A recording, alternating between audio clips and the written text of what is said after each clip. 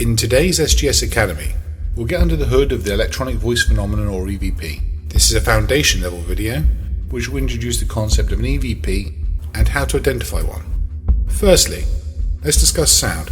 Thinking about how a sound is heard by us goes some way in understanding the unusual nature of EVPs.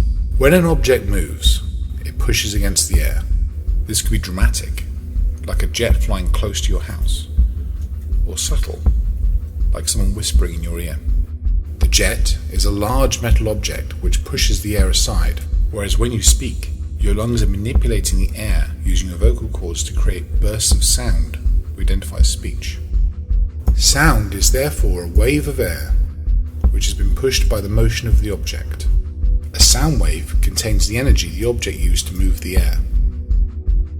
Imagine that a sharp sound was like a pebble thrown into the middle of a still pond. When the pebble hits the water, that movement pushes the water with the same amount of energy as caused by the strike.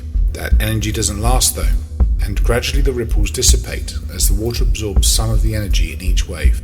The same is true of sounds carried through air. This is why if you shout at someone at the other side of an empty field, you still can't hear them. But if they used a megaphone, there would be more energy put into it, which might mean those waves are able to reach you. When we record sound, we use a microphone. Simple microphones contain a membrane which captures sound waves. This membrane moves a magnet which is near a coil of wire. The movement of this magnet generates an electrical charge which is caught by the coil and can be recorded on a device such as an audio recorder. This electromagnetic energy is often referred to in the paranormal field as EMF, or electromagnetic field. However, the generation of this energy in the microphone is how sound is recorded. So what is electronic voice phenomena? An EVP is a recording of a sound on a device such as a dictaphone, which was not heard by anyone who was actually making the recording. Let's look at an example. In the following clip, two investigators were alone in a sumptuous bedroom in a well-kept manor house. The investigators are talking about a teddy bear which contains some sensors, but they do not hear any other voices in the room. However, on reviewing the footage after the investigation, Mr. Bear says not much.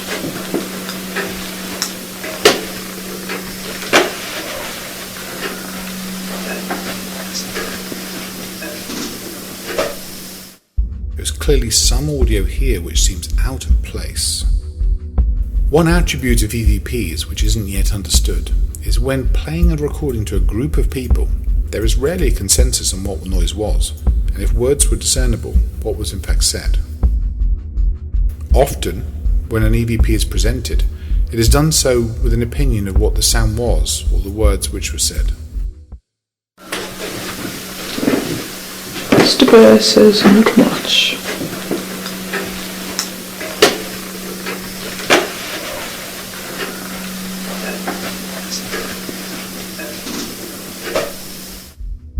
This suggestion affects the listener's expectation from the footage, and the implant of this idea affects the unconscious response, often influencing what is perceived.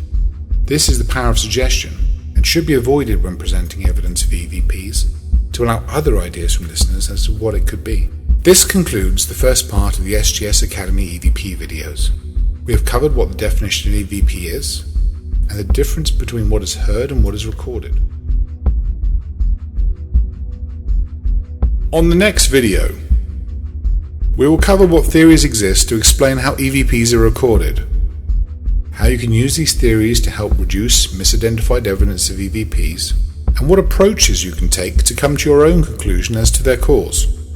Thank you for your time. I hope you found this SGS Academy video useful. Soon we'll be releasing many more of these on a variety of different subjects, tools, techniques and theories. If you subscribe to the channel, you can be notified when another video is released.